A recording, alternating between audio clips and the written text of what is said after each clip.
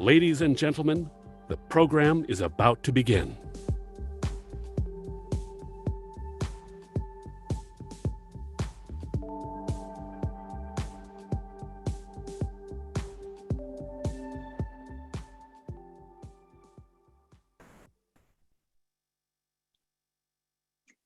Hello, everyone. Happy Friday. Welcome to the first event in our new virtual training Top 100 Insights series brought to you by Training Magazine in partnership with Brella. I'm Lorri Freifeld, editor and publisher of Training Magazine, and I'm delighted to be here with you to moderate today's conversation on post-pandemic training. And that's going to be followed by a session in our Training Technology Test Kitchen.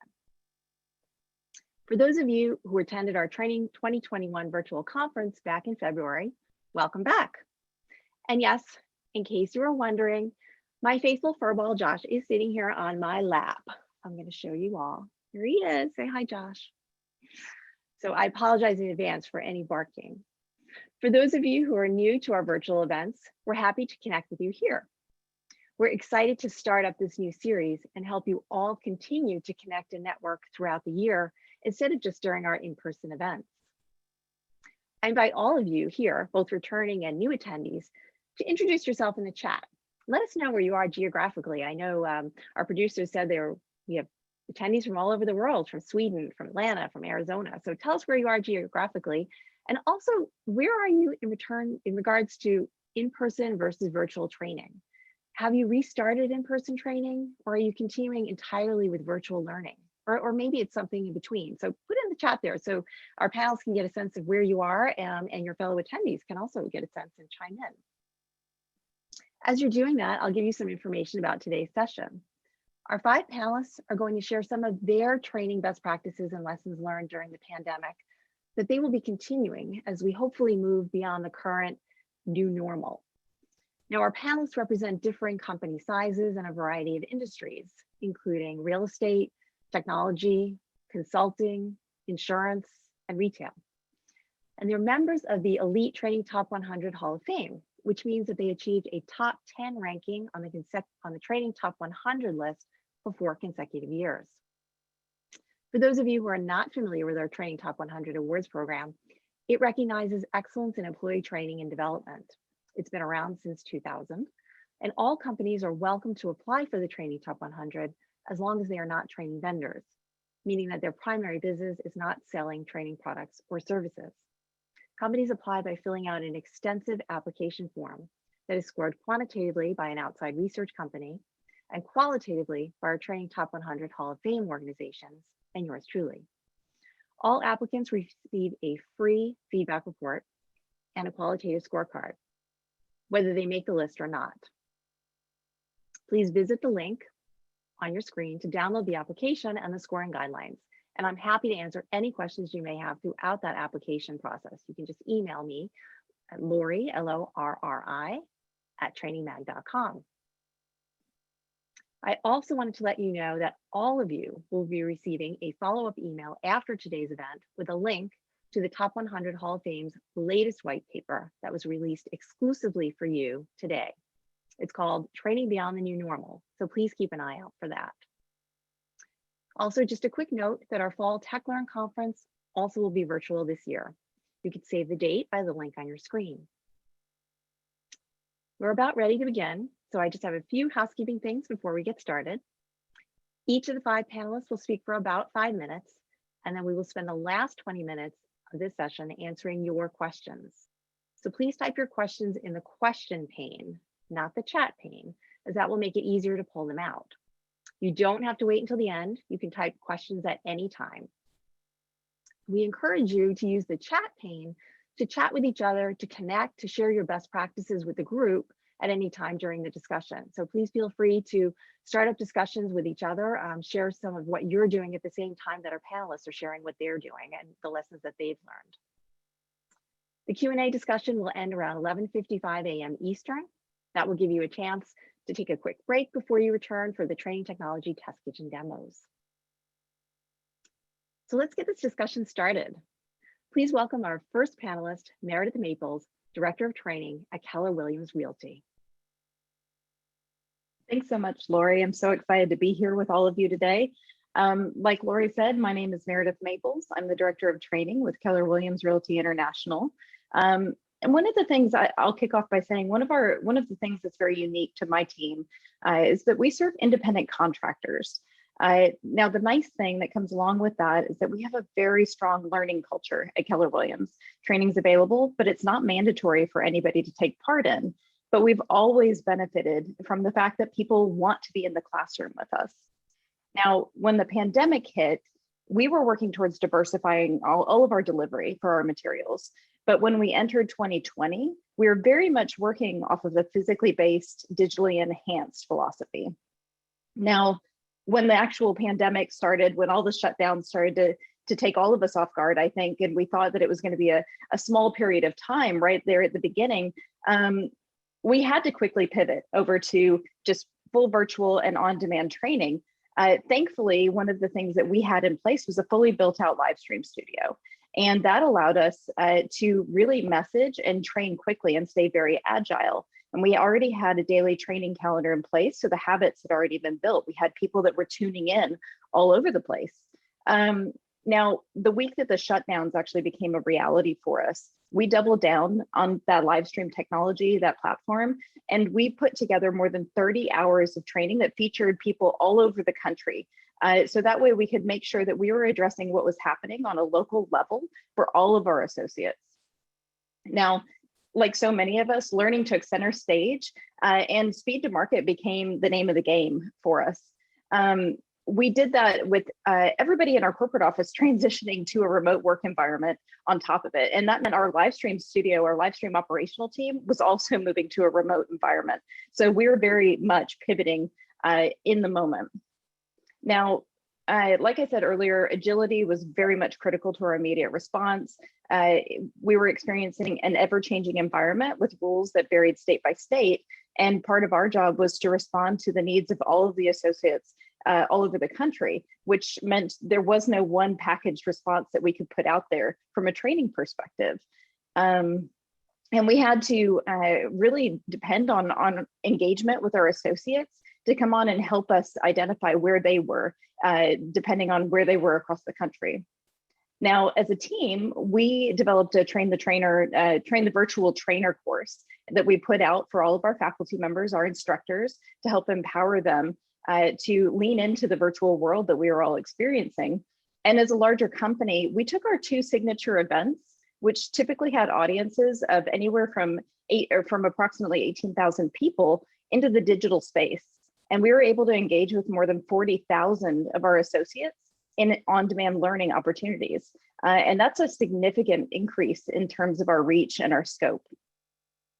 Now, in terms of where we are right now, over the last year, we've continued to expand our live stream calendar. We're highlighting our real-time strategies and tactics from all over the country, just like we did in that original response. But we've also used that time to create a library of self-study materials to accommodate on-demand needs. And we've also adapted our instructor-led content for virtual delivery. Our franchise offices are slowly starting to move back into the physical space.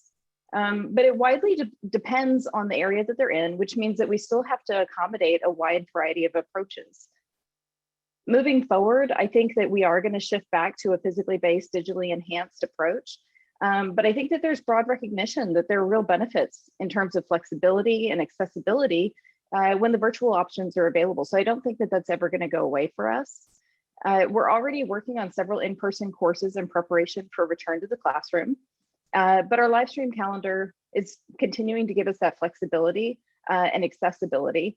And I think moving into the future, blended training programs are going to be the name of the game for us. And our events are more than likely always going to have a digital option as well.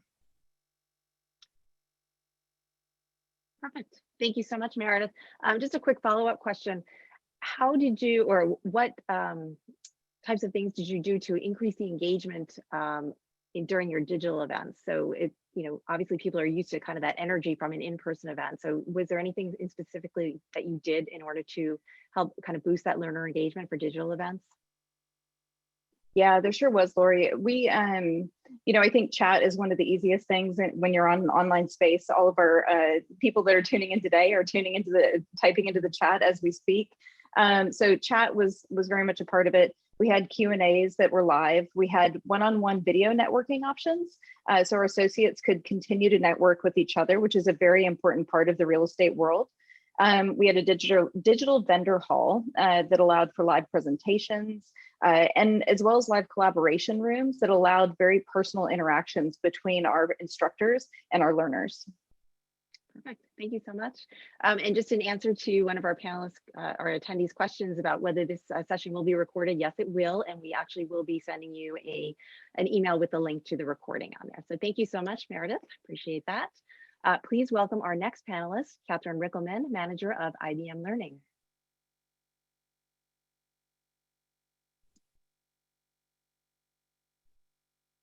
Catherine, you need to unmute.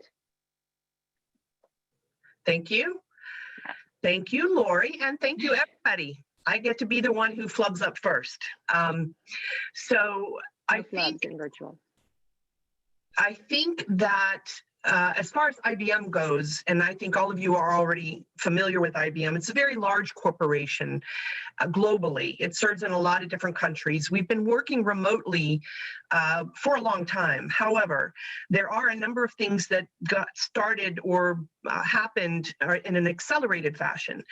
One of the things that happened was we restructured in our HR organization. We became what's called transformation and culture, and we brought our talent acquisition, our learning team, leadership, diversity and inclusion, change management together under one umbrella in order to facilitate breakdown of any silos going on and to enable some cross-teaming wherever it was needed. The second thing that I think we spent a lot more time on, and Meredith alluded to it too, was the reaching out and staying connected with everybody, using all the tools we already had in place, but bringing it to a more personal level. IBM uses a number of digital tools, including Slack, WebEx. We have our own learning center called Your Learning. We have events in classrooms. And we prompted very quickly news being shared globally about what the latest rules were around COVID, what the policies were, where people were moving in, where they were moving out. People were sharing stories. There were a lot of ad hoc channels that began to build where people were sharing some of their own best practices and success stories. Employing the care for our employees was the very first thing that we focused on, and it found its way into our learning solutions. So we would start to adopt some practices like opening up and checking in with everybody as a part of opening up the sessions, where in the past we would just jump right in. So I think the playbooks, the return to workplace, the monitoring of the different unique challenges being faced globally prompted all of us to become more centered and work together. Regarding learning design and development and delivery, we ended up, and we always have, developed our classroom sessions so there was always a backup plan in the virtual space. But what we had to flip over to, especially for certain roles like our sellers, we had to go totally digital. So we ended up bringing a lot of our assets and materials and made them quickly available for sellers to download and use on the job, but also training them to work with their clients in a different way when they were used to being face-to-face. Our primary platforms, as I mentioned before, Your Learning and Events in Classrooms is available for everybody in IBM. We saw an increase in the ad hoc events that people could disperse and bring people together to do working sessions. Our badges exploded. Everyone was locked down. They were able to work at home. So there was a pretty deep increase in badges as people worked on their own professional development because you're kind of at home staring at each other. And it made sense to do some unique things while you were there. I think that what we're focusing on now in learning and development is on personalization and curation. If we can't personalize the content, it's impossible to find anything out there. And curation, we got to keep the content relevant. We got to keep the opportunities relevant. Otherwise, old materials get reused and it's incorrect. So that's kind of what we're focusing on today. Perfect. Thank you so much, Catherine. A question on that idea about curating information and that more personalized learning that you're aiming for. how do you ensure that it's not like Wikipedia, right, where everybody just throws things on there and nothing's verified? Because I'm assuming that IBM would have some pretty stringent requirements about the information that it's providing to people in general. We do. We use a few layers. We use, from the personalization standpoint, we use our Watson analyzer to an algorithm to create recommendations for people so that they don't have to go through a giant search. On the curation side, we monitor that pretty carefully. We have a feedback system in place, and we are collecting crowdsourcing input from people. So when we look at what has to be retired, we're looking at the dates, of course. We're looking at how long some of the content has been used, but then we also use the ratings that our employees chime in on. So those two things combined help us, I think, stay pretty current, although we still have a lot of old stuff out there. You got to invest time in curating on a regular basis, or else it becomes unwieldy. Absolutely. Thank you for that. And I see we have a couple of questions for Meredith, so we're going to circle back with her once we finish with all 5 panelists. So thank you for putting those questions in there, and please continue to do that. Please welcome our third panelist, Graham Johnston. Graham is the leader of talent development, strategy, and innovation at Deloitte LLP. Welcome, Graham. Thank you. And thank you for the opportunity to share some of Deloitte's takeaways from our pandemic response. So, prior to the pandemic, we were already pursuing a more balanced use of modalities that would collectively enable learning, development, and growth. That balance, we sought it to be holistic, continuous, on-demand, personalized, all those buzzwords, but what it comes down to is us trying to make learning, in the flow. And we've always recognized there to be 4 modalities for learning and development at Deloitte, to include digital, virtual, in-person, and then experience and exposure, which is essentially learning and development on the job or through the work. When the pandemic hit, while our primary focus was on virtualizing those in-person programs that were previously delivered live, we also took the time to assess, what content could be imparted through other modalities besides just virtual. The conversion of our in-person learning yielded some pretty interesting findings and considerations for how we should do and how we will do formal learning in the future. It really helped us understand what is possible and appropriate about formal learning that maybe we didn't previously believe to be. And also it reminded us or told us, what should remain unchanged. So we had 3 key findings from this virtualization experiment, as we call it. Number one, we recognized that some content that was converted to virtual and digital worked well, and it should not go back to in-person learning, even when we're able to do that. Second, we recognize that the significant investments in enabling learning technology are needed for effective virtual and digital learning. We recognize that the interim cost savings of virtual compared to in-person cannot be that way for the long term. That was a short-term bonus. And then third, we very quickly recognize that the resources and expertise that are required to develop, design, deliver virtual and digital learning, they're much greater than what's needed for in-person. And for virtual learning, virtual facilitation in particular, arguably, we need more facilitators with an enhanced skill set for virtual than we have for in-person. So these drove 3 primary design considerations for us. Number one, we know we needed to include more content through digital that does not need to be either in virtual or in person. This allows us to offer that more of a blended learning journey, enabling learning in the flow of work. We also recognized that we needed to increase our use of virtual for content and learning that does not need to be offered in person. And as just mentioned, we needed to enhance our facilitation and our learner engagement to optimize that learning experience. And then finally, our focus on in-person learning, told us that, it really needs to require face-to-face interaction that can be delivered at scale. And in-person learning should be reserved for that, as well as for milestone programs and celebration, networking, connection, culture building, and just overall cross-cohort interaction. So we recently synthesized these findings and considerations to define the right interplay or the right use of modalities that enable that effective and impactful learning. Our right use guidelines, as we call them, they're used to determine the modality or the blend of modalities that best meet desired outcomes and that are most appropriate for delivering the content. So currently we're determining, if and how we might resume in-person learning, but on a trial basis for the fall of this year, and also how we might do so for the new normal that we expect to begin starting in January. And that includes in-person learning both at our corporate university, Deloitte University outside of Dallas, as well as all the in-person learning that we do in our local offices across the country. Excellent. Thank you so much, Graham.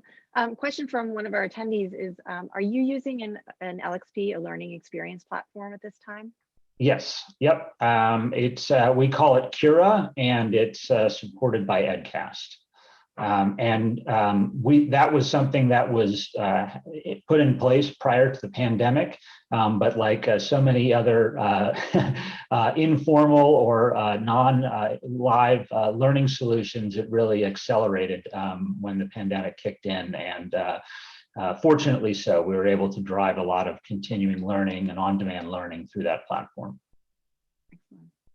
Thanks so much, Graham. Appreciate that. And thank you all for putting those questions in. We'll continue to answer those again after our final two panelists. So please continue to put those questions in there. Please welcome our fourth panelist, Diane August. Diane is the Chief Learning Architect at Nationwide. Welcome, Diane. Thanks, Lorri.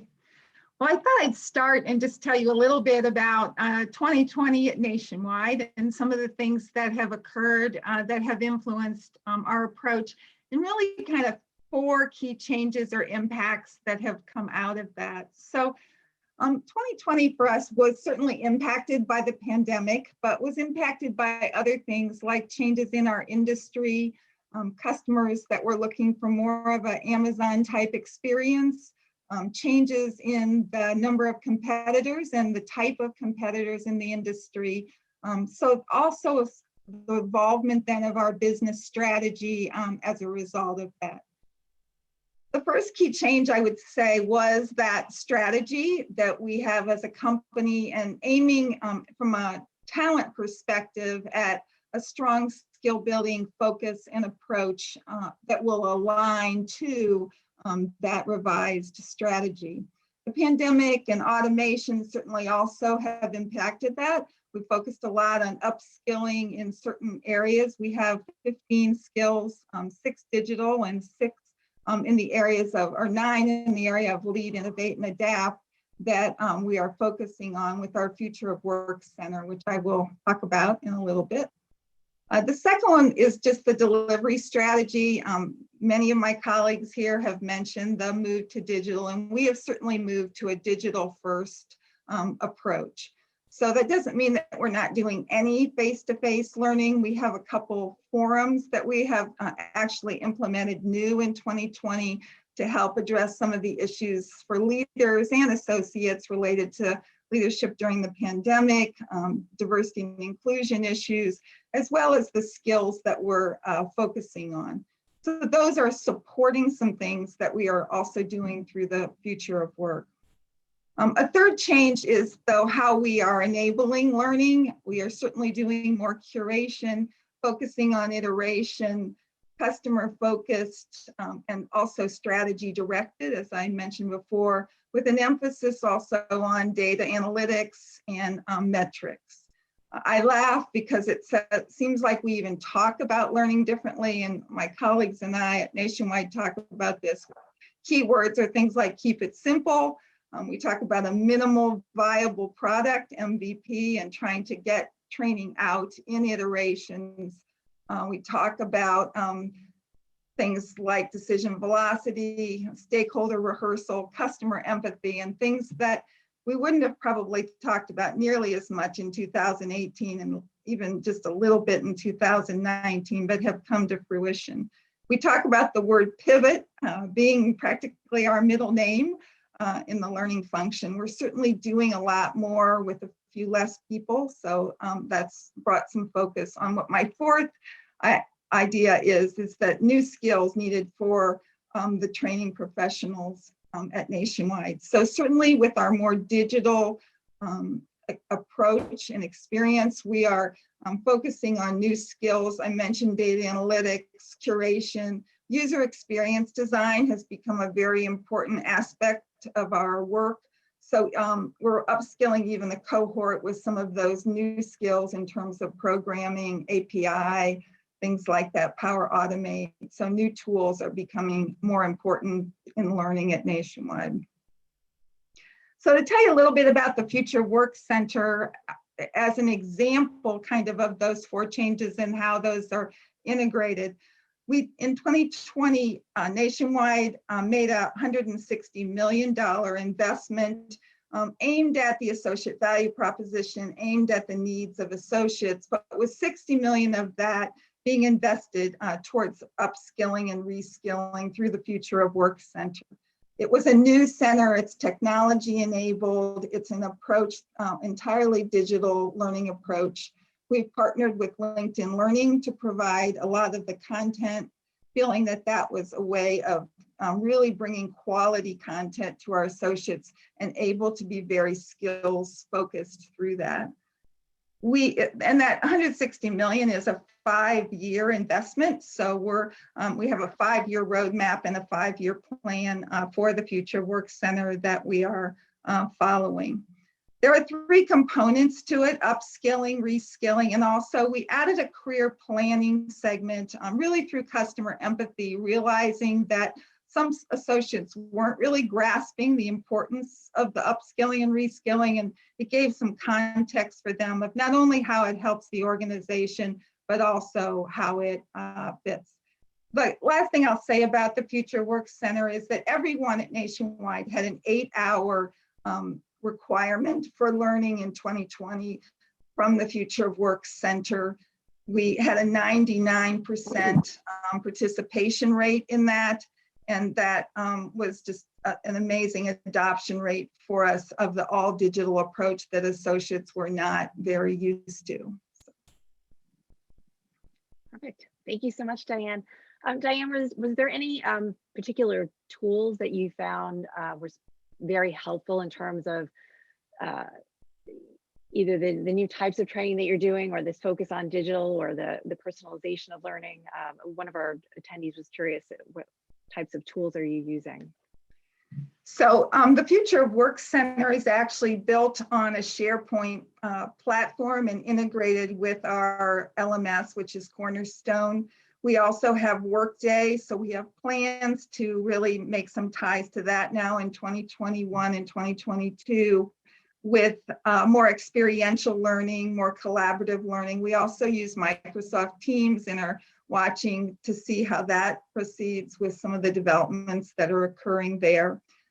We've also, as I mentioned, are using a lot of new tools to create digital learning in the SharePoint environment, such as Power Automate and APIs. Perfect. Thank you so much, Diane.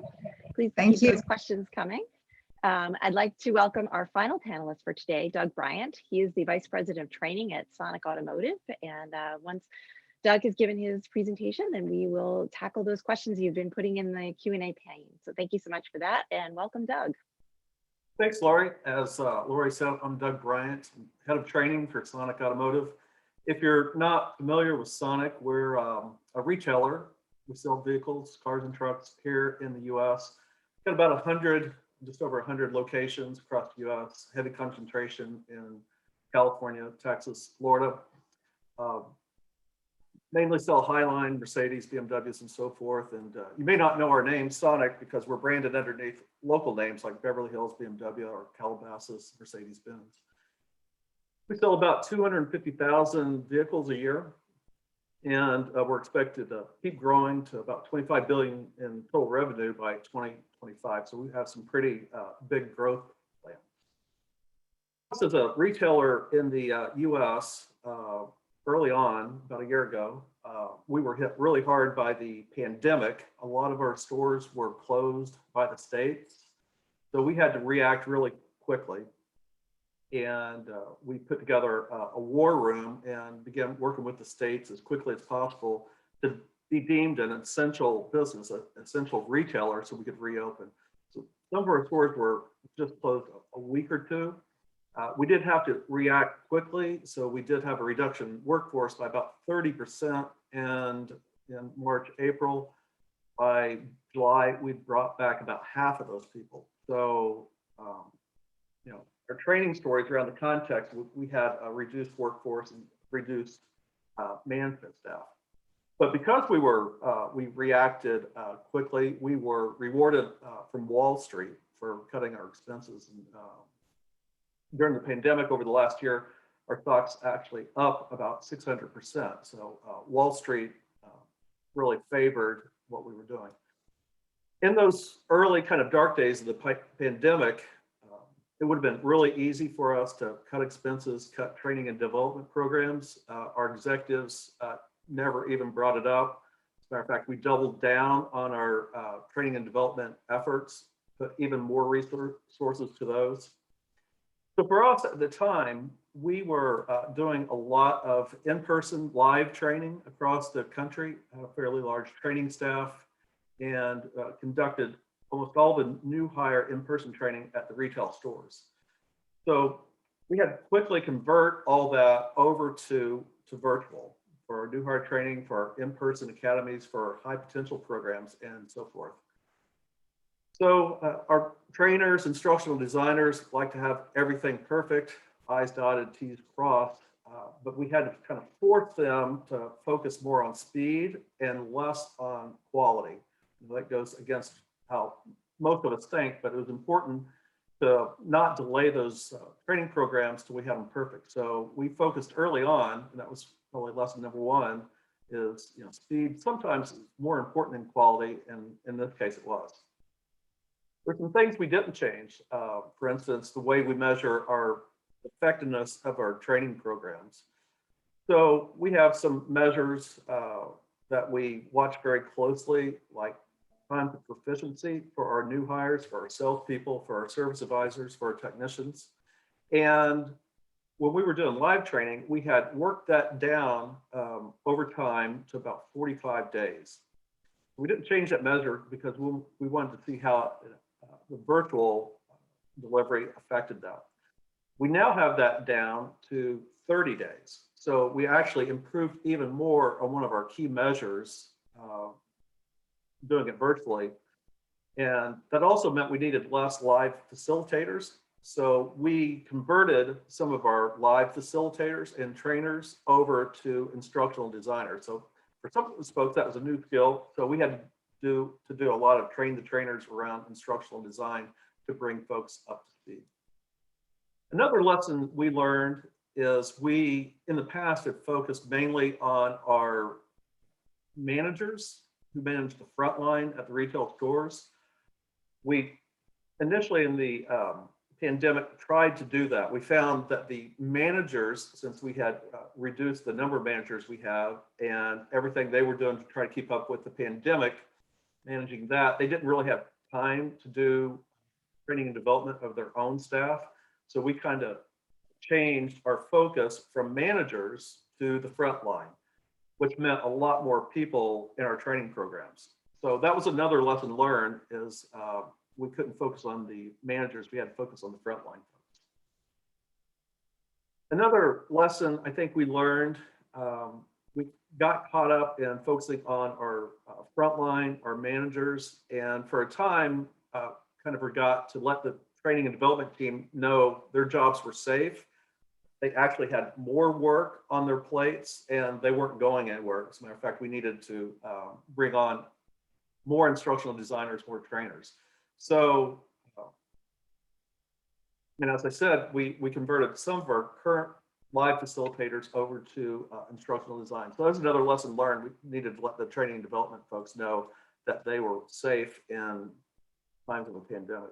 The last lesson I'll mention we learned is around over communicating during the pandemic times. So we started launching an executive live virtual from the boardroom to all of our associates around the country on a monthly basis. And it gave our associates time to see our executives in action. The executives give our folks updates on what was happening with the pandemic, what was going on at all the stores, and what the future looked like, at least for the next few weeks, if not the next few months. So I think for us, where we're at now, we did cut our expenses for training and development pretty dramatically. And at this time, we're starting to put together our 22 budgets. And at this time, we're not going back to full live. We'll probably end up like 80-20, 80% virtual, 20% live again. Live will probably just be for our high potential programs. But overall, during the pandemic, training became more effective and less expensive. Lorri? Perfect. Thank you so much, Doug. I have a question right away for you. It's what resources did you find helpful for trainers to gain instructional design skills? So this attendee has similar needs and was wondering, kind of how did you help your trainers obtain those skills that were needed? Because again, it's a whole different venue when you're talking about virtual versus in person, right? So a lot of those trainers probably needed to be retrained. Yeah, so we've always focused on Bob Mager's instructional design techniques and the programs he put together around criterion referenced instruction. So we refocused everyone towards that, and that was kind of the core instructional design, module development. And I think that got us through most of the pandemic. Perfect. Thank you. Graham, I'm going to put you on the spot for a moment because the attendees are very interested in learning whether your best use modality matrix and the right use guidelines are available for public consumption. Yes, I saw the questions. Well, to be honest, they're not necessarily in a form that's succinct and easily shared, but I can describe them further. It really comes down to it's sort of a component of our learning design process, right? Which before we do anything else, we want to remind our learning professionals to define the outcomes that are driving the learning need, right? Outcomes meaning business objectives that we're trying to address, performance objectives that we're trying to enable versus learning objectives, or capabilities that we're looking to build, right? And with those outcomes in mind, how do we take those, then look at the associated content and the best way to impart that content, whether it be through, strict sort of presentation or a content push, or content that is learned through application and feedback or observation. And we take all of those elements and say, okay, based on all of that, then what is the right modality that we should be considering? Or more likely, what is the right blend of modalities that we should be seeking? And then in our right use guidelines, we sort of follow that process.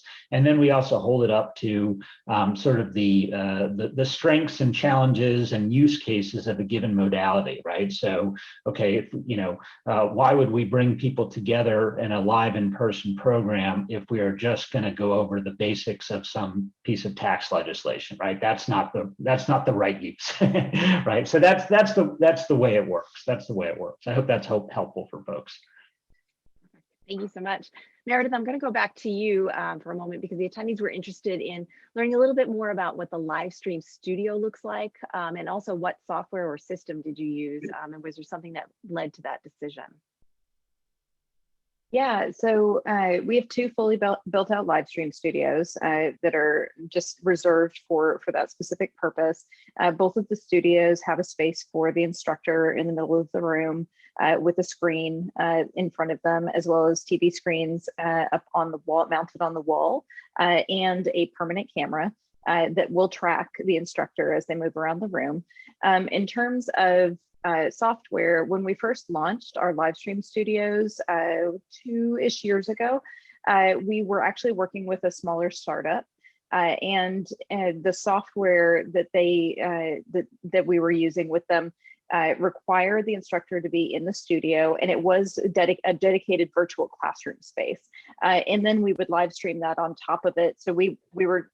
It was a dual modality, right? We were serving multiple audiences, but focused on the virtual classroom experience from a development perspective.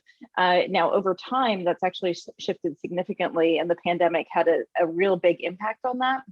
Because what we found with remote work, we can no longer be in the studio. So we had to find a solution that would allow us to, one, plug in our associates all over the country, and then two, take us out of that studio space so we could be a little more agile. So we've actually shifted to a different platform on the back end. We're using Brightcove as our software to power our live streams.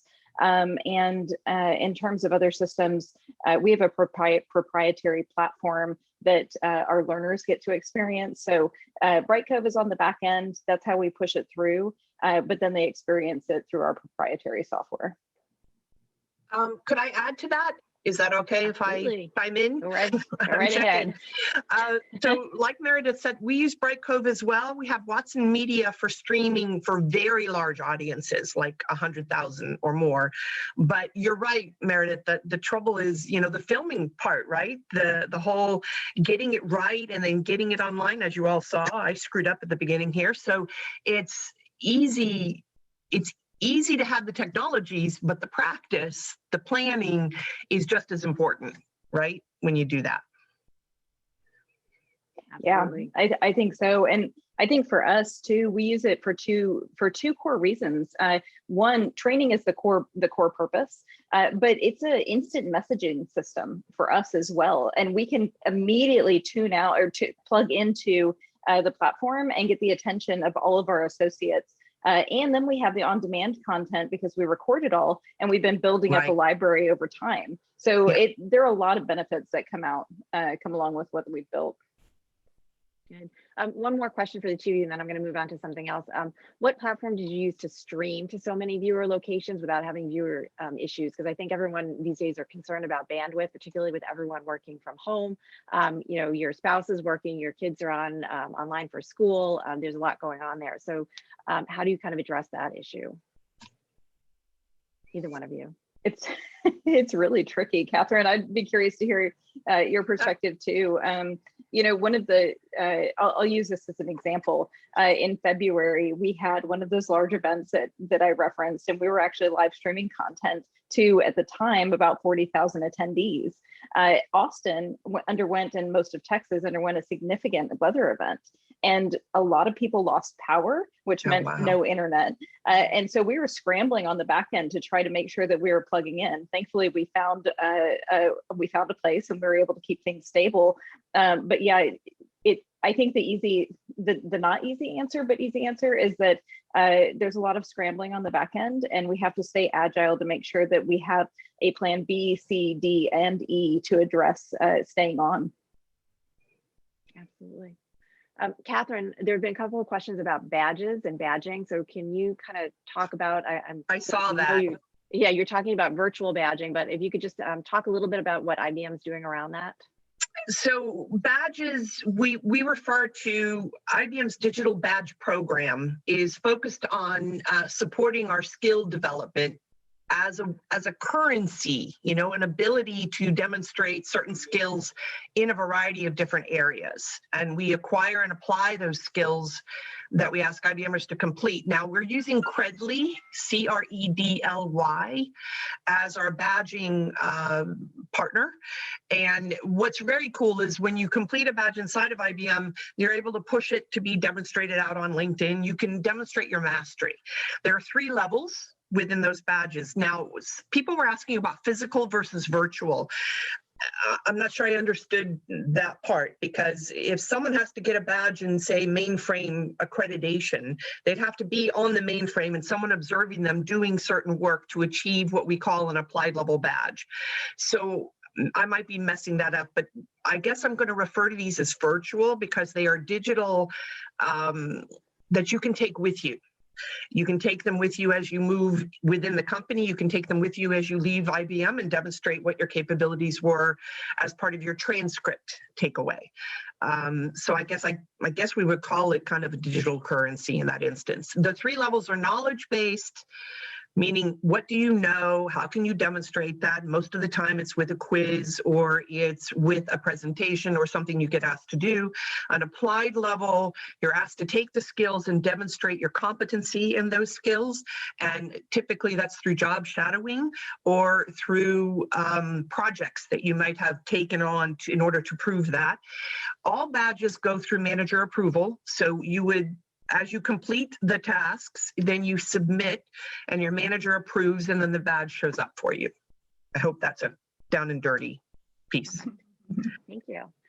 Diane, I'm going to flip back over to you because we had a question about, does Nationwide offer any incentives tied to completing that 8 hours of training that you talked about? So, these days everyone's doing a million things, and you're working from home and you have all the stuff to do. And how are you kind of engaging people in training and encouraging them to do that personalized learning that you're talking about? Sure. Well, I think part of it comes from the career planning component that I mentioned earlier. We try to show value through that.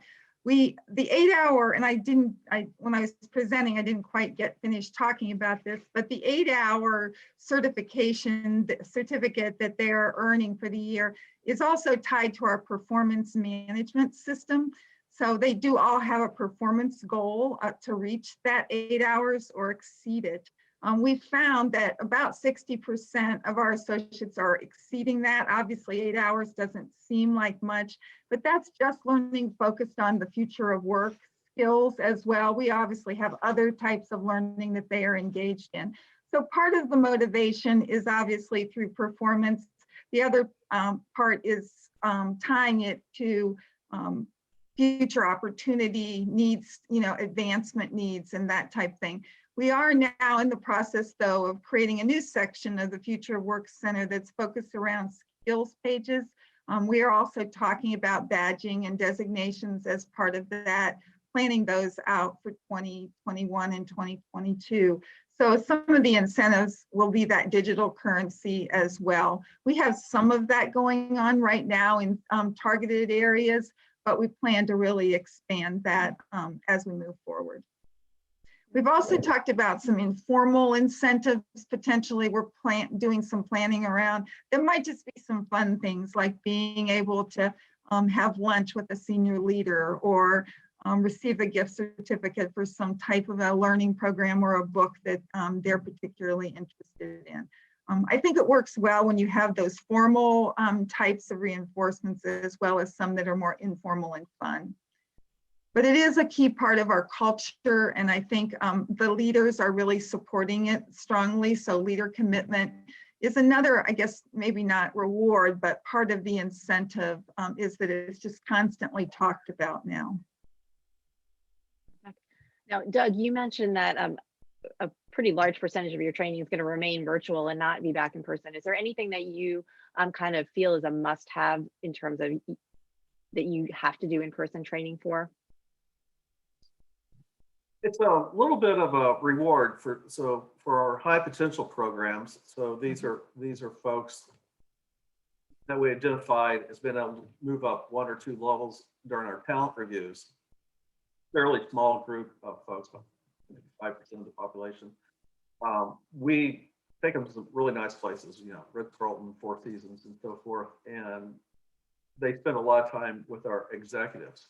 So we feel that's kind of high touch, and it's hard to get that connection through virtual. So those are the programs we'll probably continue to do live, new hire training, ongoing skills training. Most of our events will be virtual, mainly for cost cutting measures. We cutting the expenses. And, from a training perspective, I tell the training team, I think we almost did too good of a job because, talking about time proficiency, we did even better on that measurement going virtual. So it's hard to sell to our executives that we have to go back to live. Absolutely. Now, Graham, are there particular criteria that you're looking at when you're determining that right use guideline? So in terms of, I know you mentioned leadership development probably would be in person, but are you also surveying your learners to find out whether they do want to go back to in-person training at any point?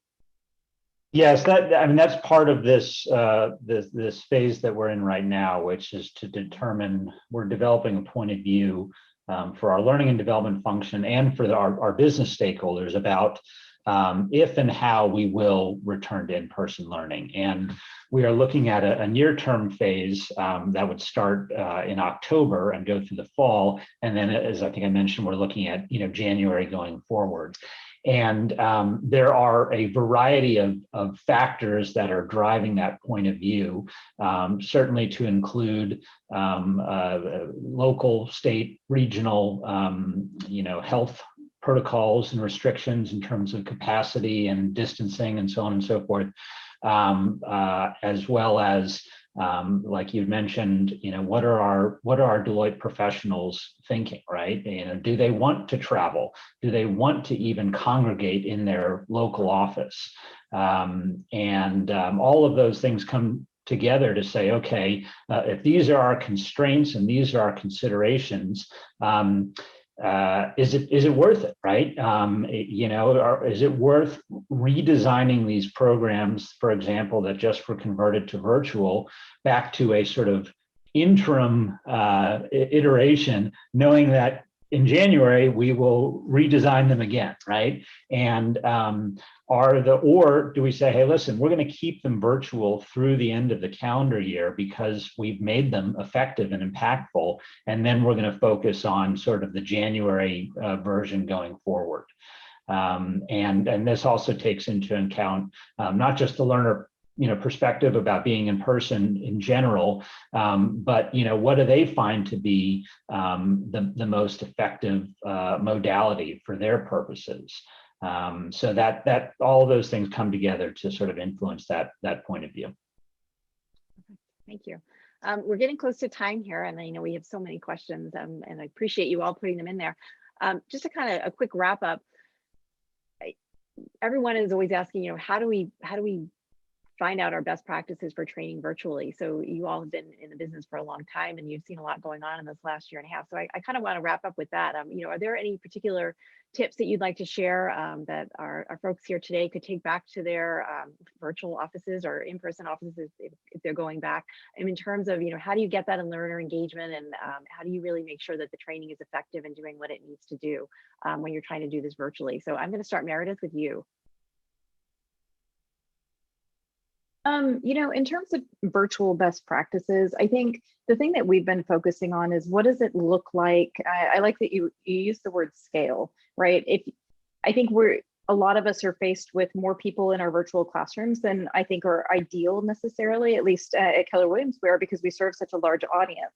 And so how do we make sure that it doesn't just turn into lecture, but there is consistent engagement and also self-discovery. And I think that what we found is if you ask the right questions and then you put people into groups where they can really learn from each other and bring back, and you can scale the ideas up and start to nail down, drill down as you go, you can really help people find, self-discover and learn along the way by just asking simple questions that really make an impact.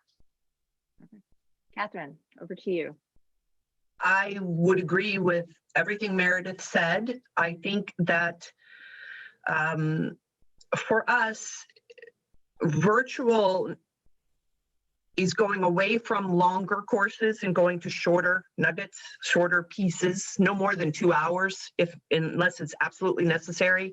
Breaks, it's starting to become more embedded in the way we work, whereas it's not as scheduled as it used to be. It's or we've changed the way we schedule it. It's no longer 2 days in a row. It's a couple of hours every day over a week time period, so people can do their work and not freak out that they're in a learning thing online, because frankly, we do a lot of work online. And so people who even in a class like right now are also online doing work somewhere else. So I think we're seeing a best practice around tailoring around topics in shorter chunks. That would be my vote. Right, Graham. I think what it comes down to is that, you know, virtual in our language, virtual is live and in person is live as well, right? So what there is a driver there, coming back to our right use guidelines, as to why we decided to deliver that content in a live setting. And so we chose to do it virtually because we do not believe it is necessary for people to fly to Deloitte University or travel to their local office to participate in that learning in person, right?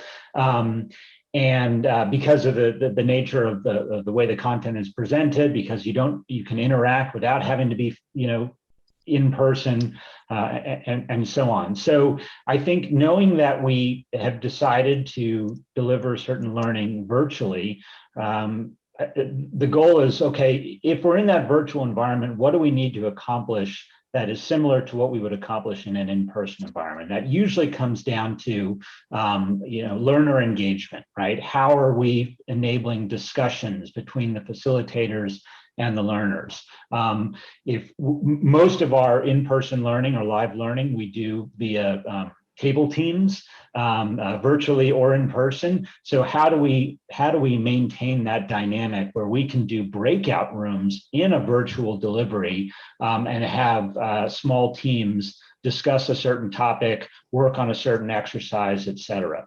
So really it comes down to, you know, how do we maintain that in-person dynamic, taking advantage of the enabling technology so that it is as engaging as it can be.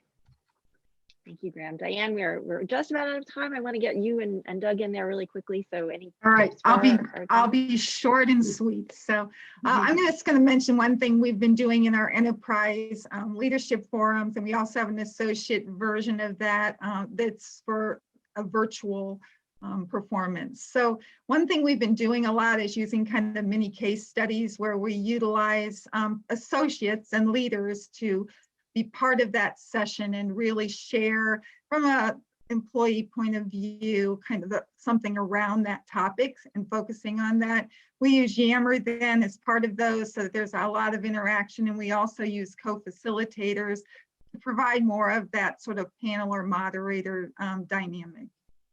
Perfect. Doug, any last words?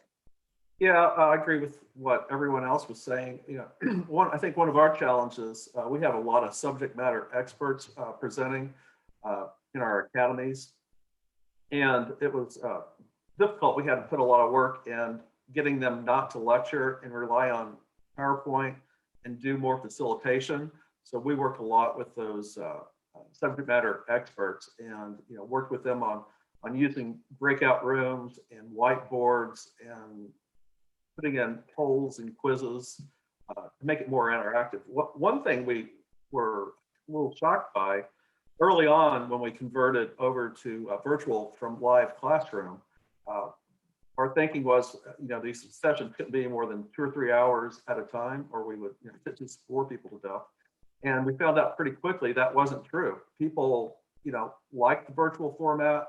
We actually require people at our stores not to take the virtual sessions from the store because we don't want any distractions. So we tell them you have to stay home and take this, which, you know, a lot of those folks like. But overall, people have been very engaged and they like it. You know, our virtual sessions, we're back up to, you know, around 5 to 6 hours for a session. And, you know, we've gotten good feedback on it. People don't seem to mind that at all. Perfect. Thank you so much to all of you. I'm sorry we are out of time. This was an amazing discussion. I appreciate all of you for taking the time today. I hope you will all join us for the Training Technology Test Kitchen.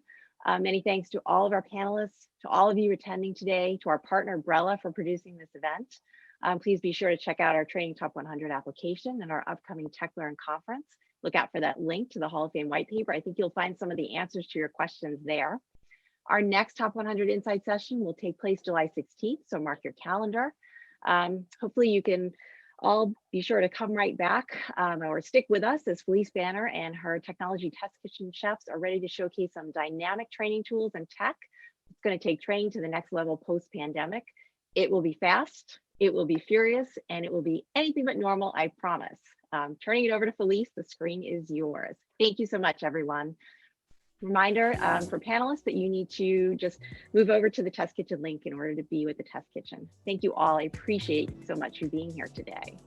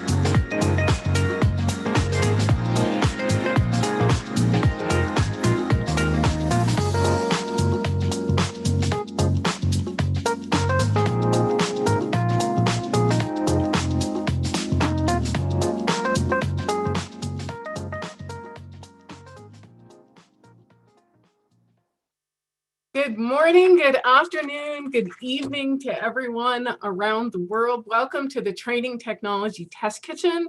My name is Phylise Banner. I'm Master Chef here. I'm a learning experience designer. And if you've never experienced the Technology Test Kitchen before, you're in for a treat. If you have, back for more treats. So here in the test kitchen, we like to play with technology, with innovations. It's more like a makerspace type installation when we're in person. And virtually, what we've been doing is giving demos and exploring new technology. Every single one of us in the test kitchen, instructional designers, instructional technologists, we love playing with innovative things. And sometimes we get our hands on things a little bit earlier than everyone else. And if you were in the session before, you heard Lorri talking about the top 100 white paper. Yes, I got my hands on it early.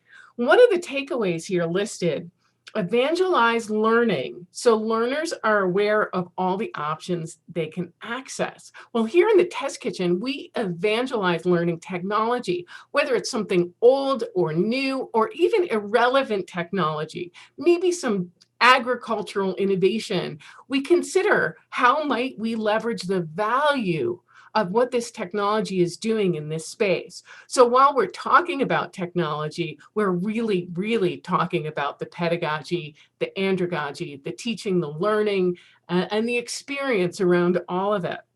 We're so lucky today to have with us our featured guest chefs in the test kitchen, David Metcalf and his team from the Mixed Emerging Technology Integration Lab at UCF. So what I'm going to do, I'm going to be keeping an eye in the chat. Some of our other chefs are going to be keeping an eye in the chat. Shireen Twumbarima is going to be telling us about keeping things accessible in the chat. But when you come on, I want to you to introduce yourself. So I'm turning it over to you, David Metcalf, and your team. Thank you so much, Phylise. It's great to be here with you and seeing the names of so many people from our industry that we've had so much fun partnering with and collaborating with and jamming with over the years too is really great. You know, I miss so many of you during COVID times. And yeah, exactly. It's great to see you guys too, and the names that are flowing through. I'm really pleased to introduce a concept that we've been working on to try and get over the hump of some of that, and to think about some of the ways that we can have some fun and learn some things in creative ways that we're kind of notionally calling Zoom jams, and looking at some of the ways that you can incorporate some of the elements of I love hearing andragogy. I love hearing some of the other learning science terms and the psychology of togetherness and collaboration with the spirit of fun and gaming, and some of the elements of even transmedia that we oftentimes talk about too in these sessions, where we look at transcending one media type and using multiple media types together to weave together a narrative, a theme, a story that are going to be important.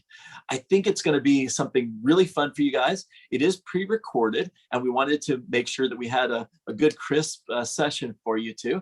I also wanted to see if any of the rest of the team with Devin, Jordan, and Mike, who are stellar artists and also have the programming background to pull off some of these things that we need within the learning community too.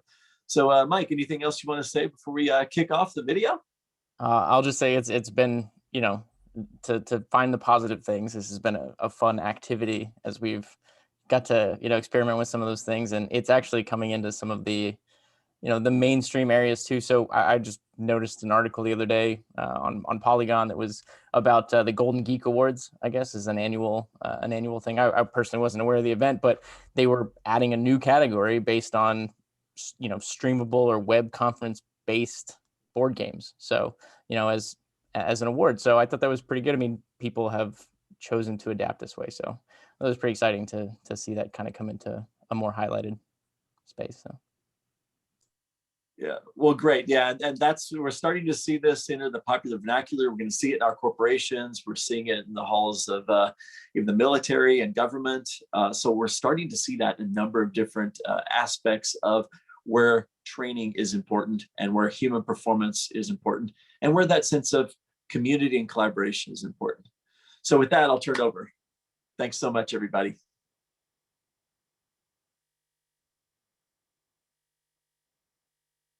Welcome to our virtual test kitchen today for Zoom Jam. We're going to look at some of the ways that you can actually use Zoom and other interactive video conferencing tools in new and creative ways. We might all be experiencing some of that fatigue from video conferences that go on and on. Why not spice them up a little bit too? We're going to look at some of the ways that we could use typical tabletop games. We're going to look at online games, even some of the quiz-based question games, to add a little bit of fun, energy, and interactivity to the group that you might be meeting with. We'll look at a few of those, even like scavenger hunts, and we're going to guide you through a few of those. So today, we have some of our team from University of Central Florida's Mixed Emerging Technology Integration Lab that have all volunteered to come online and have a little bit of fun together too, to demonstrate a few of these in kind of a speed tour, going through a few of these fun and engaging activities with you that maybe you can take back to your organization and see how they work there. The first thing we're going to look at is an actual Zoom jam. It's a game called Astronauts in Trouble. It plays sort of like a party game and a scavenger hunt in one. And you could have serious topics or you could have funny topics. As we go through this, you're going to see that the goal is to help the astronaut who's trapped in space by having all your other team members who are mission control try and give you something that you might need to solve a problem that you define. As you solve that problem, and whoever has the best solution wins points. So it's a fun and engaging way to almost serve as an icebreaker to get people thinking creatively and think about if you were trapped in space and all of a sudden your audio went out, how would you bring back one of those issues? So here's a list of example problems that you might have too. And you can see that I've changed my background to where I'm the astronaut and I'm floating in space. And I have this problem that I need to tell you about too. Oh no, all of a sudden out the corner of my eye, I see that an alien is attacking the ship. The alien's coming in. What do I do? And then my audio breaks. You have 30 seconds to go and help the astronaut figure out what to do.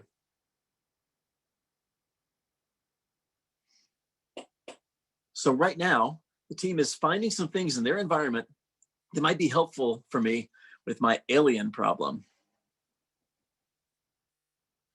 As they come back, they're going to hold it up to the screen and without using audio, almost as a mime, try and describe to me with no audio feed available to us how to use what they have. Oh, there we see Mike, who's got his Captain America shield. That would be helpful too, to battle. We see that, oh, Devin has his air pump to blast him out into space too, using the air pressure lock.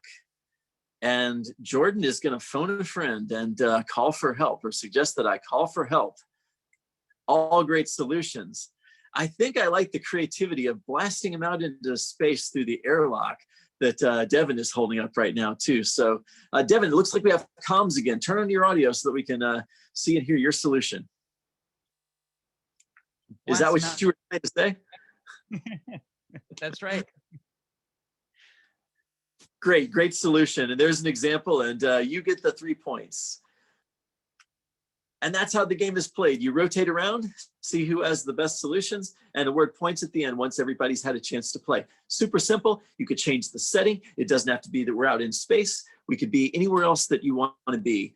And this is a way to maybe even tie it into actual learning, thinking about creative solutions that might have diffuse answers, almost in a constructivist type of learning method. Those are the types of things you might be able to do that are collaborative, community-oriented, and maybe it will spice up your Zoom experience.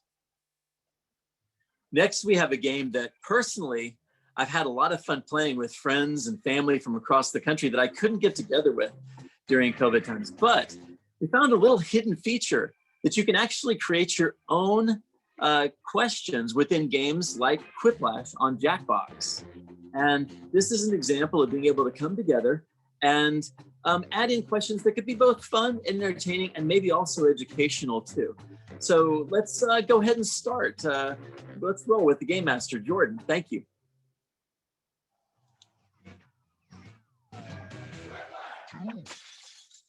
Smitty here. My trick knee is acting up again, which means there's a quiplash of ruin. Great names. What is that, Dutch? Super. Let's do this. Round one. You are about to see 2 prompts on your device. Type something hilarious or not for each one. Then everyone gets to decide if your answer is better than someone else's. Democracy at work. You score based on the percentage of players who like your answer. Plus, there are winners bonuses at stake. Go. So again, getting people to think creatively. You answer the question as you go. Cards on the table. First up. Okay, select your favorite quip.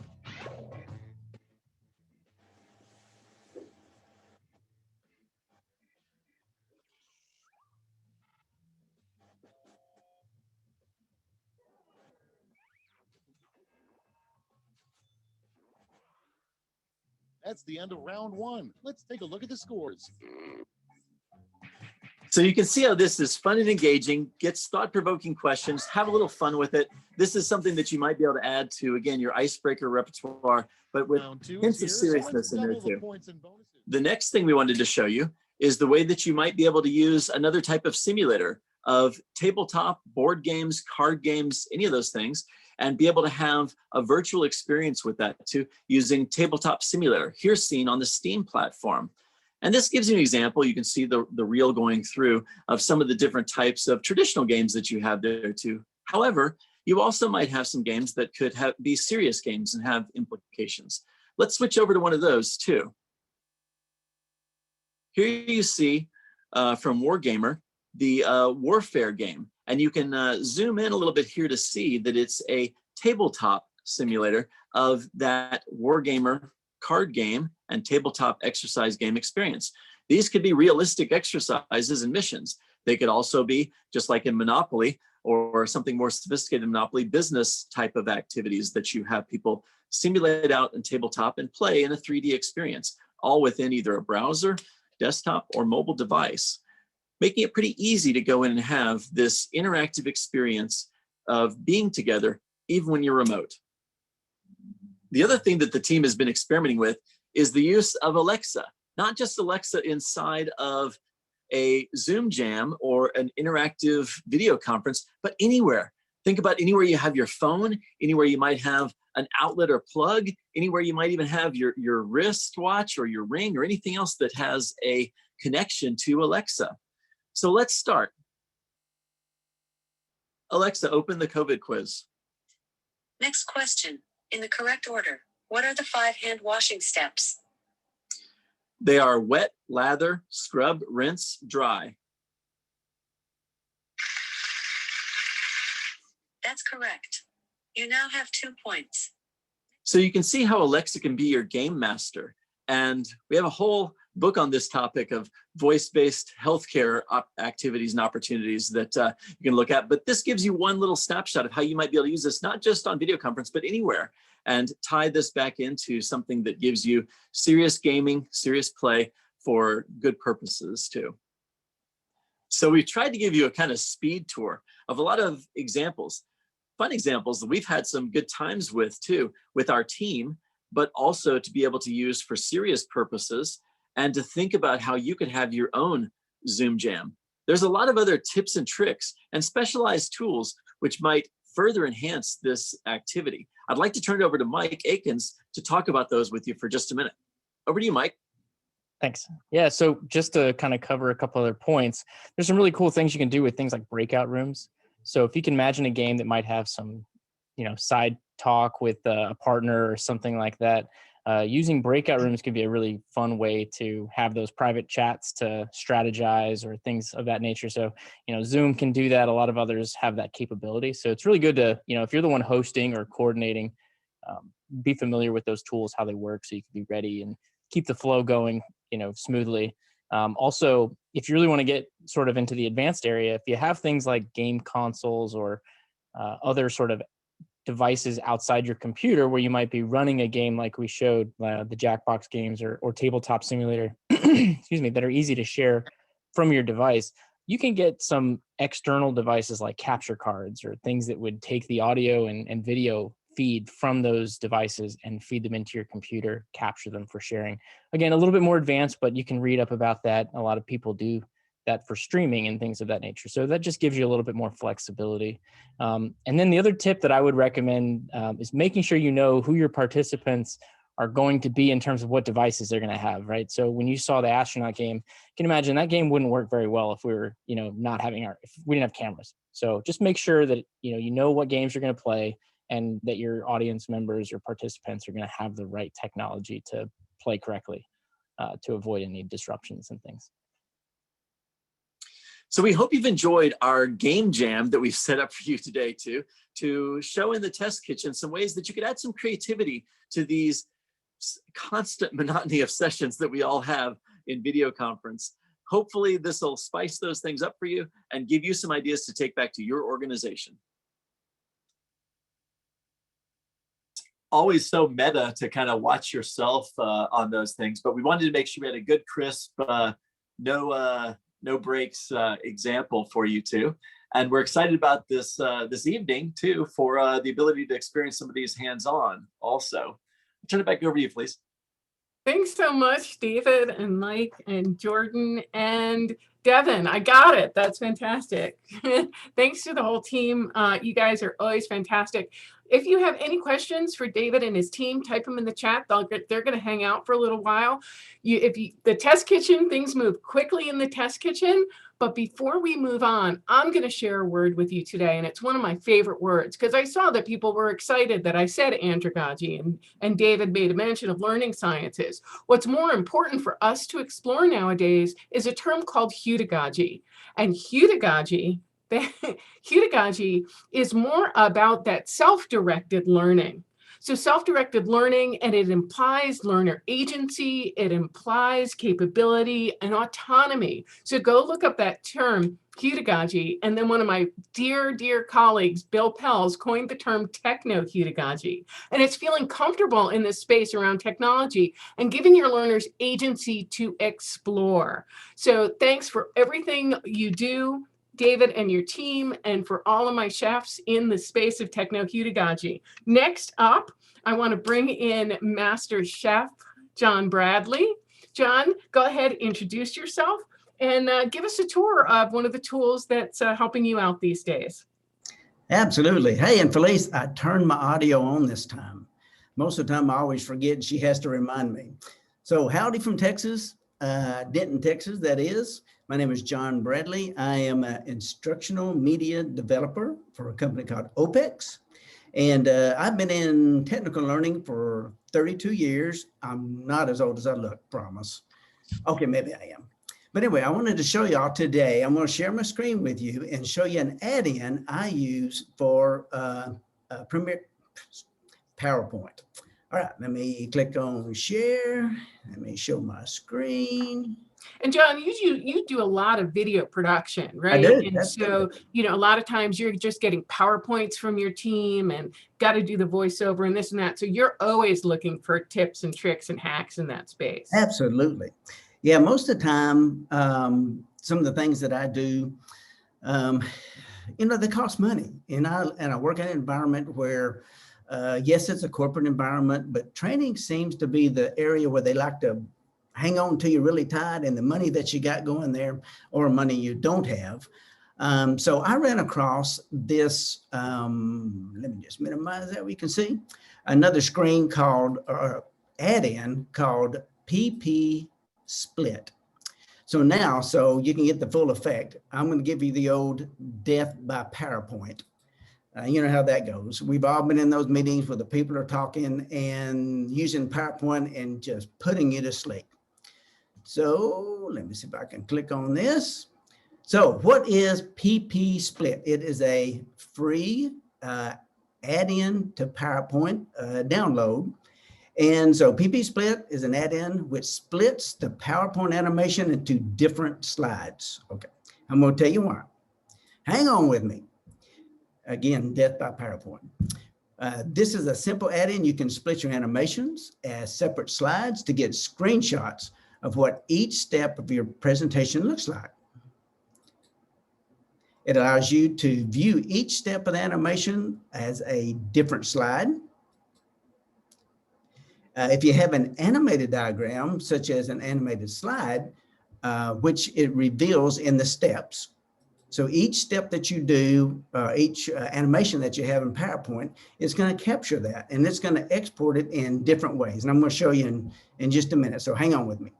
You might be interested in viewing each step of the animation as a single slide to determine, click John, click, how to go about presenting each aspect of your presentation. So I'll pause right there just for a second. So I do a lot of video editing, and sometimes a lot of the instructors or people doing the presenting will send me a PowerPoint slide, and it is full of animation. Well, when I want to use a lot of that information from the PowerPoint into, and I use Adobe Premiere Pro, I want to input that data into the video. So one of the things I use is this PP split. And so what this is going to do in a second is you'll see it'll take the PowerPoint, it'll export the all the animation in the PowerPoint into individual slides. Then I take those and import them into Premiere Pro, and I can manipulate them there. I can add callouts, I can add bullets, blah, blah, blah. So let me continue with the Death by PowerPoint here, and then I'm going to show you an example using this slide. You might also find that this PowerPoint add-in is useful when you wish to convert your presentation into a PowerPoint to a PDF format. So you want to lay every animation out into a single slide. It dumps into PDF, and that allows others to look at it. You got a secure document, and you can share others. They can make notes on it, blah, blah, blah. Continue on. I'm killing myself. By doing this, it reveals each part of the animation in the form of a PDF document. All right, so I just added some little dots on here with a little bit of different animation to show you how this works. And you may have asked yourself, and maybe in the comments that I can't see, so where can I get this? The PP Split is freeware. It's just out on the internet. Here's one spot. Oh, sorry, I forgot slot 7. Sorry, slot 7. Here's one of the places that I have downloaded it before. And we put the link in the chat for you, John. Oh, wonderful. Thank you. Okay. So now I'm going to go back. If y'all notice, I just had the one PowerPoint slide. Now I want to export this. Now let me move this screen up here. And you notice that one of the add-ins up here says PP Split. So when you click on that, it gives you several options. You can leave this check mark where it says split on triggered, not chiggers, as we have chiggers here in Texas. They bite and they sting. We have the split on click, triggered, animation, and a few other options. So let me just jump to it. So click on the split animation, and you see it's splitting it out right now. And now if you look on the left-hand side, you see where each screen that I clicked on earlier is now its own PowerPoint document. So earlier I said, I take this document and I export it as a JPEG, and I use this individual JPEGs and put them into Premiere Pro. So just simply go up and go File, Export, and then the default is the PDF. So if you want to export it as a PDF, and I'm talking about each slide as a PDF, you can do that. I jump right on down to JPEG. I click on JPEG. And now then the next option here, and you want to be careful of this, it says, do you want to save every slide or save just the slide that you had selected when you hit export? So I want to do save every slide. Click on export. It does it real quickly, and it creates a folder wherever you have saved your PowerPoint with all these files in it. So I'm just going to click OK. I'm going to minimize this screen, go to my desktop, and right over here is this little folder. We open up the folder, and now we see that each slide, as I had it animated, is now going to pop up. And this is individual slide. Just move down. You can see another one. Move down, and so forth. So I tried to bring this down into just about 10 minutes there. If you have questions, pop them over in the chat. I'll be happy to answer them. Let me go down to the bottom one, and then you can see the web page one more time that's in there. This is only one place I've gotten it before. It's everywhere on the wonderful internet. So if I can answer any questions, please do. I hope you find this is useful, and enjoy the rest of the program. John Bradley, that was fantastic. Thank you so much for showing it. I have never used it before. I typed in the chat, as soon as this session's over, I'm installing it. So there are some questions in there. Why don't you go ahead and pop into the chat? I want to bring on our next master chef to present, Enzo Silva. Enzo, why don't you come on board, introduce yourself. Enzo and John have been part of the test kitchen for, I want to say, 5 years at least. So Enzo, it's great to have you, and over to you. Hi guys, I'm a learning strategist here with SAP, and I just love getting all these practical tips from everybody and being able to apply them immediately. So I hope you guys can take some of the practical tips here that I have and apply them too and use them immediately as well. So let me share my screen with you guys. I'm going to share my browser, and we are probably going to do a more, I guess you could call it low tech, but still tech type of session here. So what I would like to share with you, if you know others, please share in chat as well there with us, are a series of collections of things that help you get ideas out really quickly and maybe make your presentations more interesting, make your e-learning more interesting without many times having to spend a dime. So one of the websites that I go to pretty much daily is Pexels. So here you can see that you can find free to use many times on your Creative Commons, or you have to mention and give credit to the author of the image, but you can still use them there as long as you're not selling a product. You know, there are different licenses you can look into and investigate later, but pretty much very easy to use and very accessible there. So I'm going to look for the word office here, for example, keyword. Maybe I'm looking for a Zoom background that looks like I'm actually working when I'm actually just having a drink in my bar. I can pretty much click any of these images here, see the type of licensing, can donate to the person that created the image as well. Some of them are photos, some are not, and just quickly download the image, free download there. Some of them I don't even have to give attribution at all, just a donation. They're open to donations. Another thing, if you're looking to make your Zoom meetings more dynamic, like I have a moving background, this is a video. So where I want to be right now instead of in my office. You can download also videos. So maybe you're trying to put together a real quick demo or something, or tell a story with your e-learning. You can download a video here, and many of them you'll find related videos as well. So when you click this one, you can see other related videos that many times some with the same type of character, same branding. So you can see likely the same people here that you see from a different angle. They're here in this other. So it's a whole collection. You can create your watch list, favorites, etc. Download them and use them in your e-learning or website or community that you have for your learners there. Many times also easy to key if you are good with Premiere Pro and things like that. You can just add your own demos, your placeholders in that. So speaking of that, I also have a tool here, and I'm jumping around. Can you see my Placeit screen? What was that, Enzo? I'm on Placeit. Okay, so Placeit is something that maybe you're trying to convince an executive that this e-learning package is going to look good and accessible in any type of device, any type of modality that you're delivering, and maybe even as an ebook. You have Placeit basically helps you get like stock images, and then you put your own screenshots, your own interface screenshot. Maybe you built with something like, I don't know, Draw.io, for example, which I'm going to show in a second. And you make it look like it is your application, it is your website. You can simply upload, for example, from my device. I'm going to import something from my device. You can also import from other places. Downloads, here I have a few things. Let me put that there. And yeah, that's the image I want. Let me move Zoom controls around. And I want to place it just like it is, doesn't matter.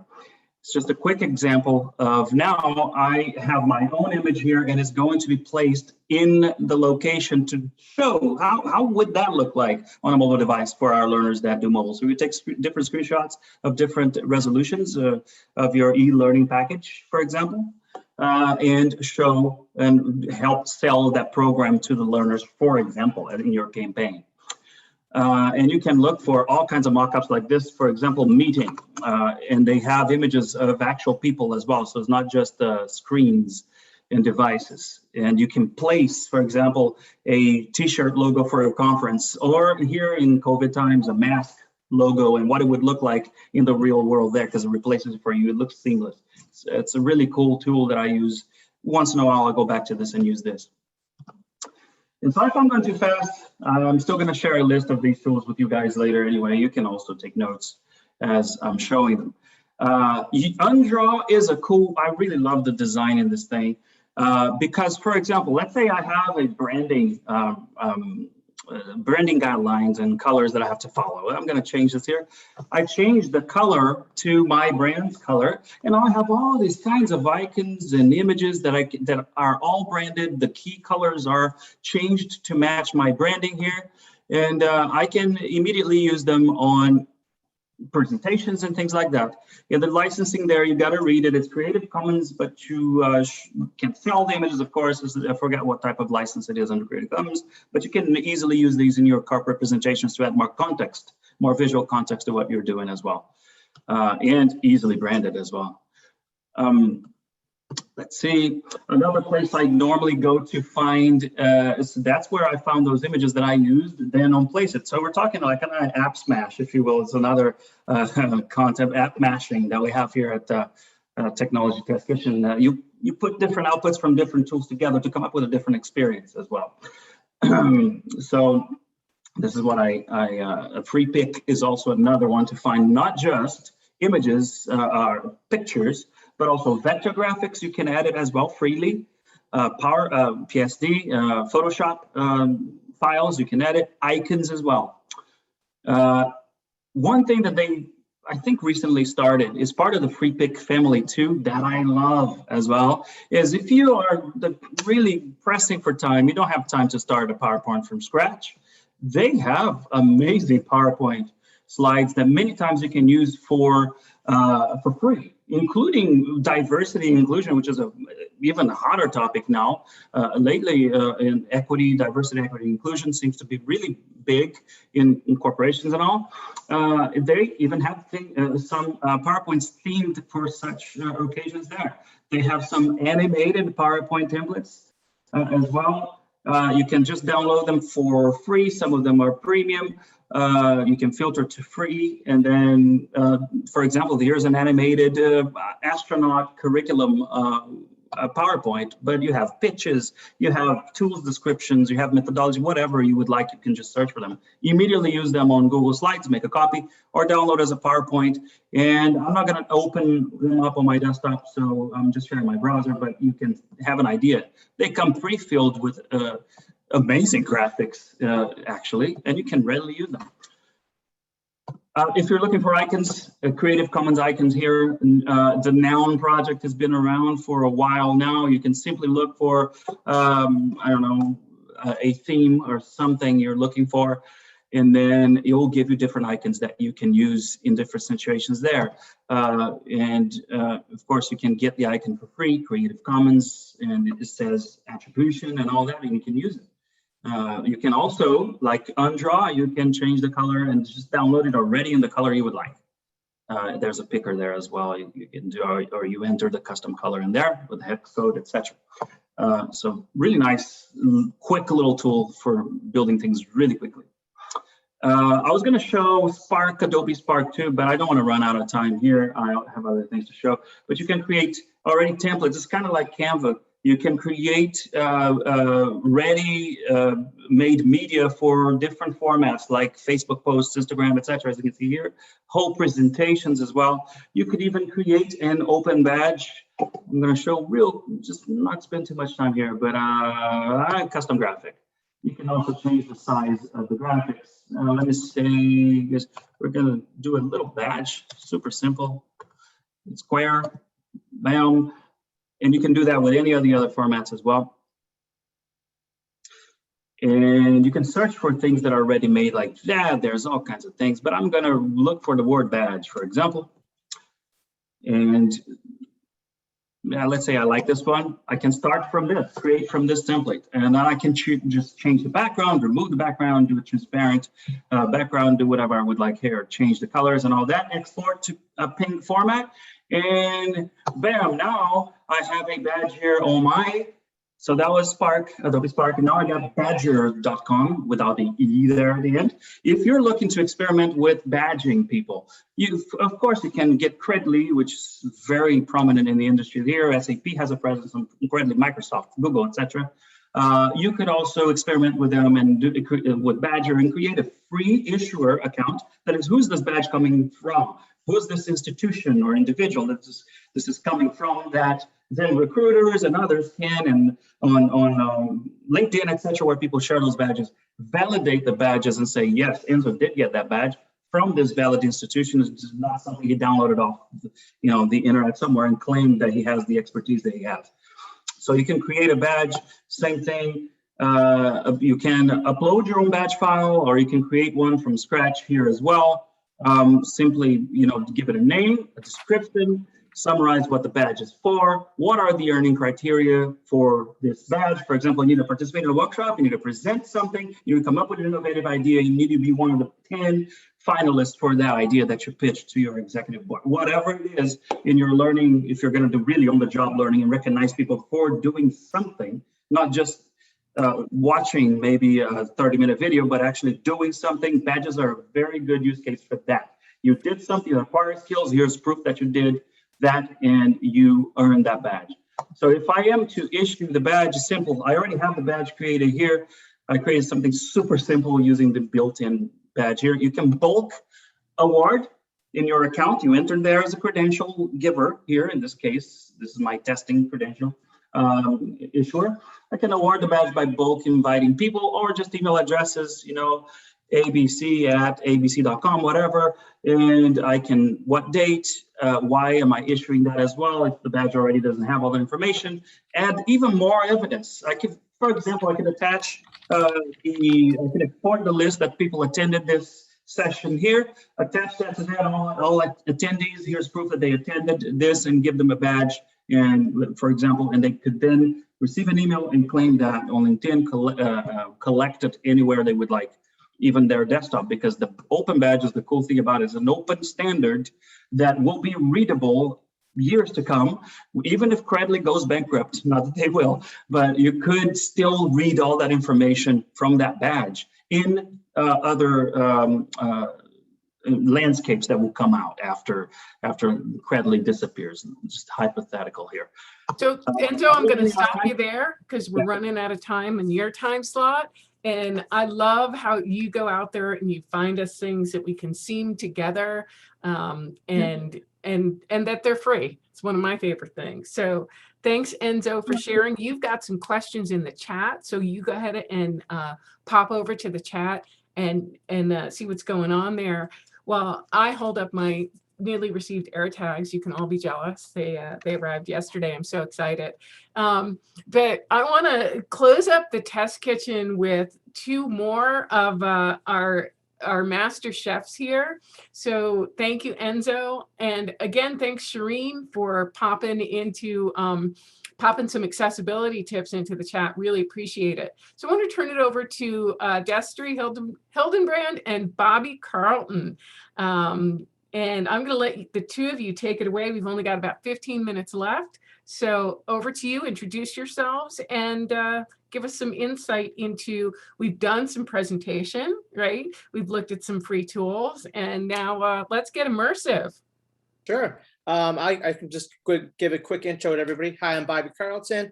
I am in upstate New York, in Saratoga Springs, New York, to be exact. And I have worked with Elliot Mazie at the Mazie Center. I was the leader of the virtual reality learning program, which looked at how corporate learners and people change the way they learn using VR and AR. I'm also a writer for VR Scouts, as well as I'm the executive director of immersive learning for an organization called Ready Learner One. Destry? My name is Destry Hildenbrand, and I am a senior learning experience producer for a company called Motive.io. We build fully CGI simulated VR training experiences. So I've been in the space with AR and VR now for the last 5 years, and we got this cool tool we're going to show you. Yeah, we're going to talk about spatial. And so what I'm going to do is share my screen, and I'm going to bring up some graphics, and give me one moment here. Here we go. And okay. Oh, can you see my screen? Yep, Yes, we can. There we go. So we're going to talk about spatial with everybody. And so Destry, if you want to tell them a little bit about what spatial is, and we can kind of skip through there. Sure thing. So Spatial is a fantastic app that we can download and we can use to create a more immersive and different kind of meeting experience. So what Spatial allows you to do is you can use any kind of platforms that you want. So I can jump in with my Oculus Quest. Bobby can hop in with his HoloLens. Phylise can jump in with her browser, and we can all meet in this virtual space. And then it's a fully 3D space that while you're in the headset inside of there, you can manipulate and work through. So it's a free, really interesting way to spin kind of how we've been talking along with for this last couple hours here. How do we make the rectangle more interesting, right? How do we turn this into something that's a little bit more fun or different for us to use? As Destry had said, right? I mean, so the tool allows us to use augmented reality, virtual reality, mobile VR, so any type of smartphone, whether it's Android or Apple, and of course a web browser. And how that looks is really interesting, you know, and it's sort of like this blended world. And if you can see the GIF that we have here, again, you know, Destry talked about how you have these realistic avatars, so there's no more cartoonish avatar. I mean, if you're conducting business and you want to bring in your actual face, and you can have your hands or tools, and you can, and again, the mixed entry point. So if you look at the GIF, I am in this virtual world using a HoloLens, but Bree, she's actually in her office in Brooklyn with a different device, and we're all in the same world, and we're using, in this situation, mixed reality, just to kind of give you an idea of what that looks like. But here's the other thing, you can bring in a webcam. So if you don't have a headset, if you don't have your mobile device handy, we can jump in through your webcam on your computer or on your mobile device. And you're able to collaborate and work together. And what I think is really interesting about this part is, say Destry and Phylise, we're in the technology test kitchen and we're working together and we're jamming, and we decided that we need to bring David Metcalf into the conversation. We can simply send him a text message from Spatial, where then David could then just on his mobile device or his computer, click on the link, and he's brought into the virtual world. So, and that I think helps, you know, that idea of collaboration and teamwork. And there's a lot of things. It doesn't even have to be that idea of collaboration. It could be, you know, like a one-on-one instruction, right, Destry? Like you could actually just run a classroom. You could run a session on you know, PowerPoint. You know. So exactly. A lot of things. Go ahead, Destry. Yeah, no, you make a really good point. And the one thing I want to emphasize there is that link gets them right into that room. So the barrier to entry here is very low. Like there's not a heavy lift at all. So if you're new to immersive spaces, if you're new to immersive apps, this is one that really gets you in there. And it's a much more straightforward process. You don't have to worry about all the other things that go into it. Pop your headset on, you click into it, and you can get in there. What's also really nice about this is that if you wanted to try this out and you wanted to get maybe a small team to have this immersive sort of experience, those consumer level headsets right now, that like the Quest 2, it's the one that's out there. They're running just about $300. So it's much less. The cost to entry is also much less of a barrier than it once was. And I'm gonna be, Bobby, just a second. I'm gonna interject because there are some comments coming in the chat here. And the way that I really got into this was, you know, a conversation with you, and I jumped into Spatial web-based only. I still haven't experienced it in a headset, but I have such a great idea of what it can and what it can't, you know, what it can and can't do, even just from this web perspective. Yeah, I think you do get a really good idea of what it is. It's really interesting. It's kind of surreal. Like you don't actually realize, like you said, Phylise, until you actually get in there and start looking and watching what the presenters are doing in space. It's like the concept of presence and space is something that over the past year plus or so, we've all kind of missed, right? A little bit. So being present in places and, you know, being able to work within a space other than maybe just, again, that rectangle that we're looking at. Right. And I want to make sure, Bobby, just one more interruption. Yeah, go Well, ahead. maybe not, maybe 7 more interruptions. You never know with me. Someone wants to know if you're going to show us how these environments are created. Sure. Well, okay. Well, here's the thing. So Destry and I decided that the best way to do this would not to have everybody come in and because constructing a room is possible, as you can see in the slide, right? You can personalize your spatial room. You can actually bring in logos. And that's actually as simple as uploading a file into your room. And you can either upload a file through your desktop computer by just creating a folder. And then when you log into your spatialio.io, you can upload that image or that video or that file, as you can see. The only other unique thing about spatial is within the platform, you have a search engine that will look for 3D objects. You can put in a search for 3D, car, and it'll bring up a car. And again, if you look at here, like you have the ability to create notes. You have the ability to create, like if you look behind my avatar in this one picture, those are images that I've uploaded through my desktop. And it's actually very easy to do. And the thing about spatial.io right now is you can actually sign up download it on your mobile device.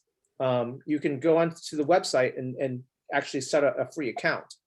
And Bobby makes a really good point because with the ability for us to populate these rooms these are skills we already have. So we don't have to learn anything new. It's not complicated. We're uploading files. And then once we're there, we're able to move them around in space. Now, unfortunately, we're not able to necessarily get in and build a room today and do that. However, without actually asking Bobby ahead of time, I'm going to go ahead and commit us to the next time we're physically somewhere, we will put together a space that has spatial in it. And we will invite everybody to come and check it out, and we'll do a much more in-depth tutorial on it. So here's one thing I wanted to show you. So if you look at the slides I have right now, and there's 2 images, and one image is me in the virtual room looking at a backpack display, of people working on designing. And say I didn't want to look at my, look at it. I wanted to have more hands-on, even though I might be at my home office or at home. I can actually use augmented reality to take that data and put it into my room where I can interact with it. I can turn it and spin it. I can add notes. I can change the color, and I can, again, collaborate with my colleagues on that. I'm going to interrupt again, Bobby, and because it's more fun to interrupt you. And so folks are asking about, is it web-based? Is it this or that? And get an account, get it on your phone, or get it on, get that web app. And this is that low bar entry into immersive spaces. And you're not going to break anything, right? And the idea is to get in, to try it, to play it, to do things wrong. I still have things upside down in that space. And, but just go for it. Well, that's the part of the test kitchen, right, Destry? Like, and as Destry had mentioned, right, headsets have come down in price, so jump right in. Exactly, and I think also, and it's always evolving. Like I started with spatial when they were still just a little guy in the corner doing a thing where you had to request special permissions, and then they got all big time on us. But it's still a great app, but it's just evolved even in the past 8-9 months that I've seen it and been using it. It's grown so much. So there's so many opportunities, and it just keeps getting more and more accessible. And again, those barriers to entry always keep coming down. Sure. And then I would say, you didn't expect me to keep come on, but you guys know me well enough. I would say, I would prototype in spatial and then hire a team to build something, Absolutely. And the thing is, as we talk about AR and VR, I am not the kind of person who's going to say, hey, move all of your work and workload and everything into, and don't do that. That is actually a terrible idea. But hold on to those traditional methods, blend the environment, right? I mean, again, as a technology test kitchen, we're about trying different ingredients, bringing them all in. Like a cheeseburger recipe that you have might be different by adding, cumin. It might be different by adding a different type of cheese. And so make it your own and specialize and personalize it. And so, Destry and Phylise and all of us at Technology Test Kitchen, we just want you to just grab onto these apps and techniques and different ideas and just play with it and try it. And you know what? If you make a mistake, that's fine. You're not going to break it, as Phylise said.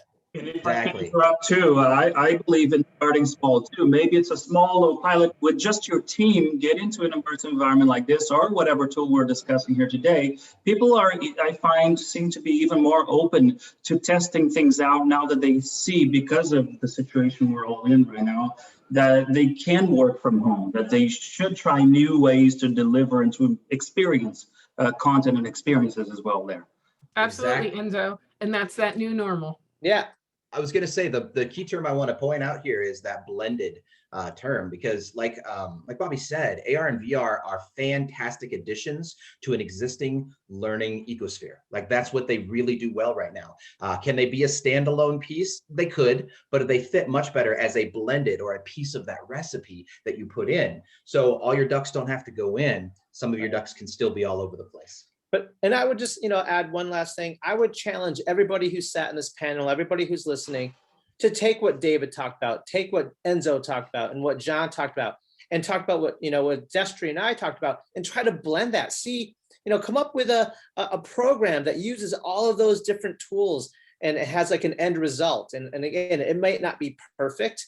It may, it might not even work, but, explore it. And because I do, when I was listening to David and his, Zoom tools, and I was talking to John and those tools, those are things that you could bring into spatial, for example, and it's very possible. So explore and have fun, Yeah, 100%. I think that's the biggest thing. Thanks so much. I love that. Will that be a management navigation nightmare? I love that question. So did you guys want to show your video real quick? Or... Oh, yeah. Let's play the video. Play the video and then bring all the chefs back right up on the screen for us, Lorri.